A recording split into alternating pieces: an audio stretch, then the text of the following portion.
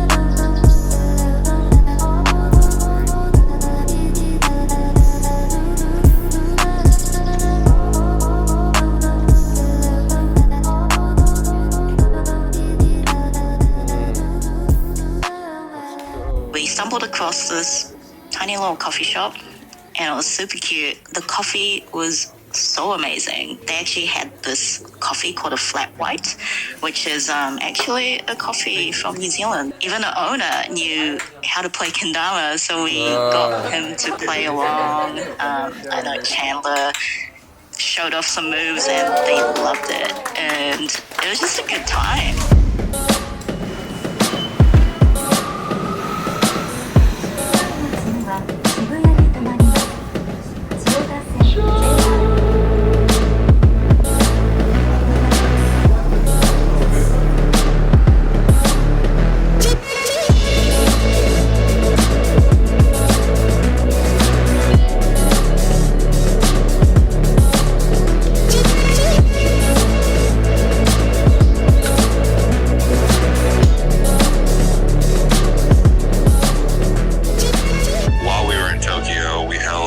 Kendama USA Jam at Mesh Tokyo, which is a kendama shop in the city. The owner, John, also known as Kendama Cowboy, was extremely nice to the entire crew, very welcoming. He actually made little goodie bags for us that had food in it, Sharpies to sign damas. He also gave the crew a little tour of Mesh, which was very cool to see in person and kind of hear him break down everything that was in that shop. There was a ton of cool things. The amount of people that just kept showing up to this gym throughout the day was crazy. We weren't really sure how many people were going to turn up, as everyone's kind of on different schedules during the Japan trips, but we really felt the love from not only the Japanese community, but all of the players from around the world that had traveled into Japan and kind of taken time out of their trip to come to this gym, hang out with us, play kendama. Just really felt the love from everybody in the community that day. Tokyo is like no other city, where it has the most fast-paced but calm energy to it, where people, trains, and weather are constantly moving, but there's so much order to the city that it feels calm and soothing. In some way, that's how kendama feels, where there's so much to think about in one moment when you're trying to hit a trick, but nothing else really matters, and there's a calmness that exists at the same time.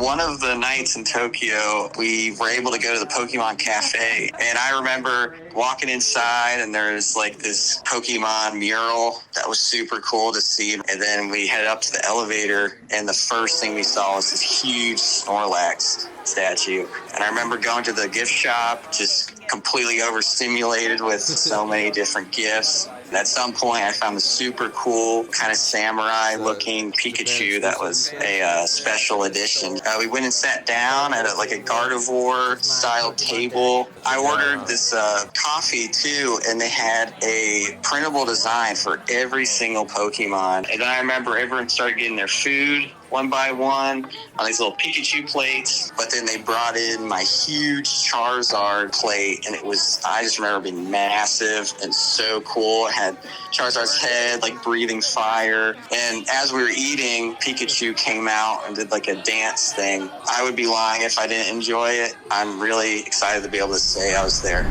So leaving Tokyo, we had to get to Hatsukaichi. It was my first time actually taking the Shinkansen or the bullet train. It was just a really special experience. You kind of feel like the history and the specialness of it, and just like how quick it is and how smooth it is. Filming it and actually seeing the speed at which a train goes over all the small towns on the way into our destination where we wanted to go was just a really unique thing. And along the way, we got to see the legendary Mount Fuji. I've never seen Mount Fuji before. It was really cool to finally see it in person for the first time, and to share it with my team was really special.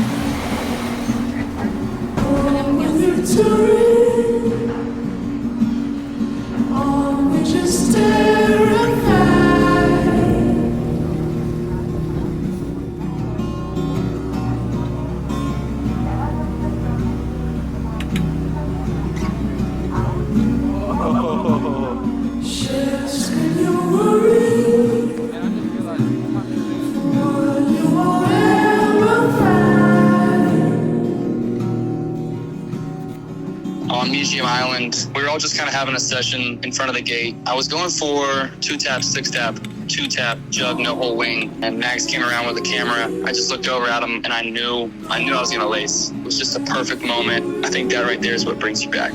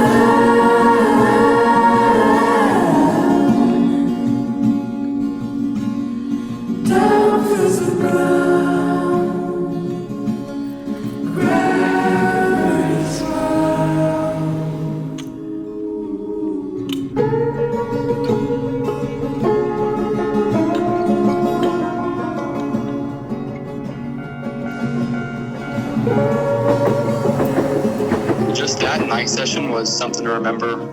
We were literally rolling around Kendama Village, where there's literally Kendamas on the sewer tops, Kendama posters, big Kendama statues. Just seriously something out of a movie. I'll never forget the moment, dabbing everybody up and giving hugs to go to the next place was just was crazy. Don't have to be This was the first time I returned to Kendama World Cup in a decade. To see where the event is now and how it's evolved over the last 10 years is promising in the sense that Kendama is continuing to grow. KWC is the event that legitimizes Kendama. It's official, it's impressive, it's orderly. The biggest difference now is the skill level, and the progression and the level of play is absolutely mind-blowing. Glogan has created a masterpiece with this event, and I am excited to see it continue to evolve again and again over the next decade.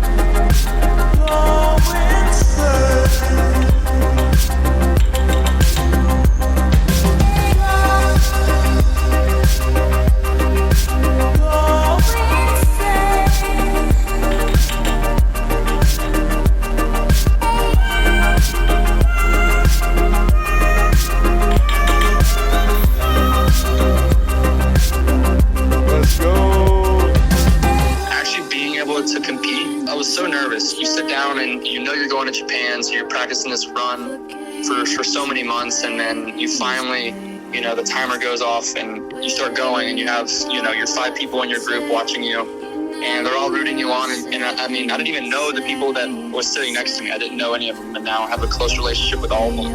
And I didn't hit full marks, but I missed one trick, and I know next time probably don't pick a stall trick. Having to hopscotch was something that's not something I really wanted to do, and being able to hit 9 out of 10 tricks that you practice in your room and just praying you hit half of those is good enough for me. So.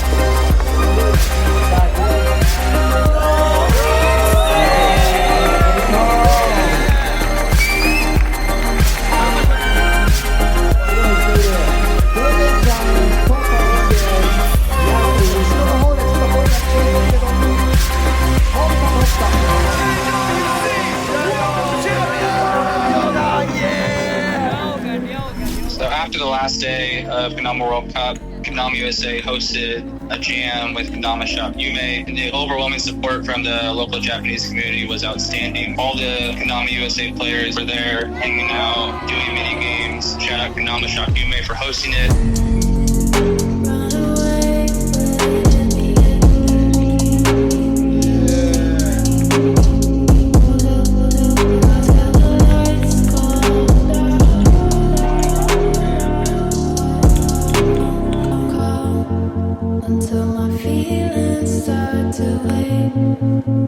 Getting lost in crowded spaces until I see your face, running wild through the night. Get me high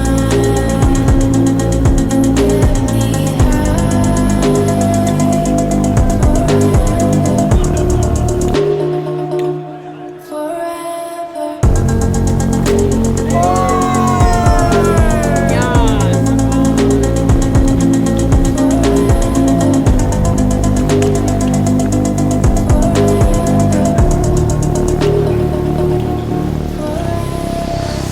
Hatsukaichi was a bittersweet moment because we were heading to the last stop of our trip, but we were also very excited to see what Okayama had to offer. At a point, I got up to film out the window and remember just feeling extremely thankful to be in Japan with my team as I was watching all the buildings go by.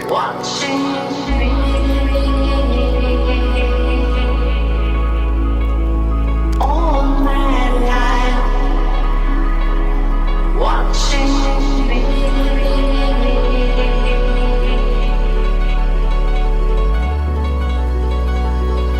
You can't help watching me.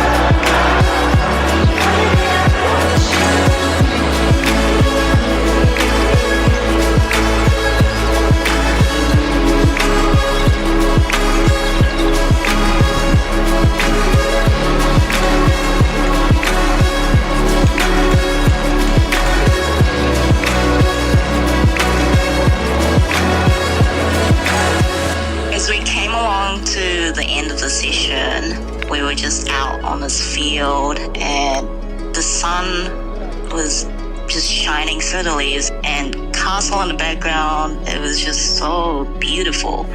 And we landed so many tricks and it was just perfect.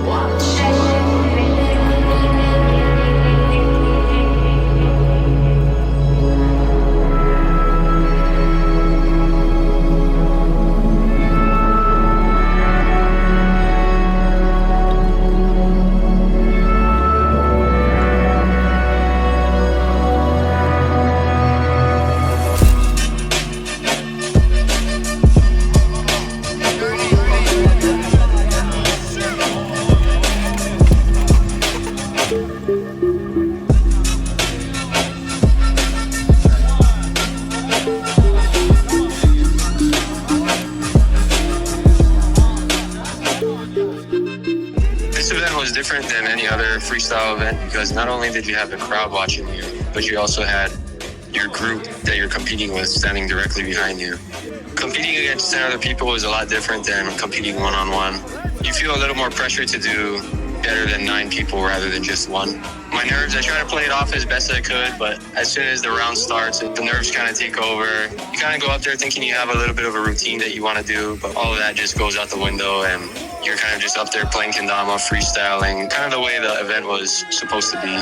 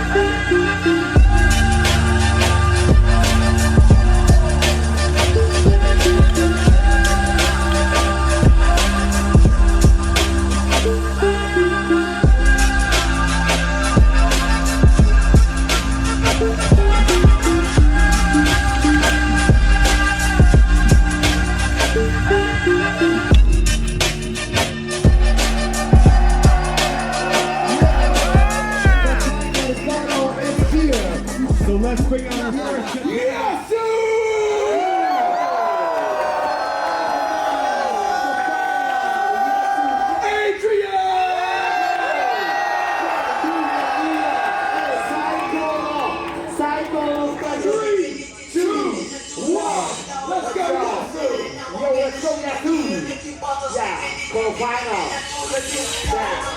Yeah, y'all do. Come on, y'all do. Yeah.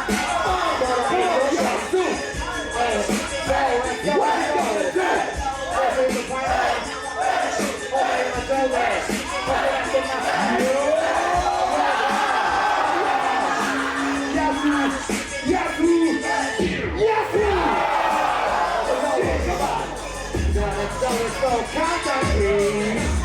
Count it down.